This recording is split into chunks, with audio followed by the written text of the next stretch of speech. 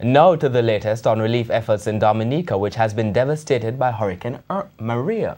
Authorities in the Caribbean states say they are making every effort to restore calm as residents try to make do in dire circumstances. Food and water are in short supply, forcing people to go in search daily for the scarce commodities.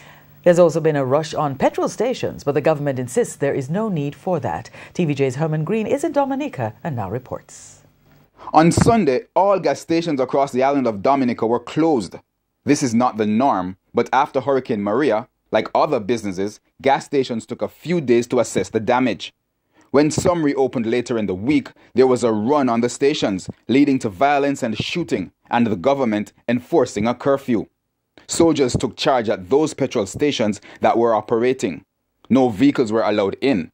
Instead, persons brought their bottles to be filled. Yesterday there was a crowd and we didn't serve everybody one time because there was a rush, a big rush. But today, it's moving better.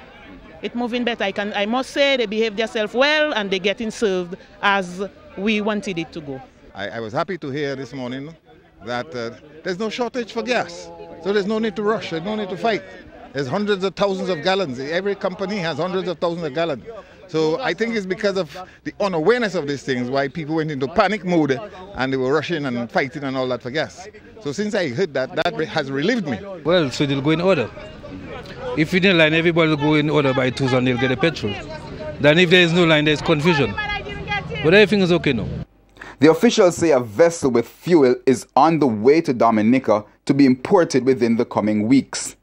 Herman Green, TVJ News.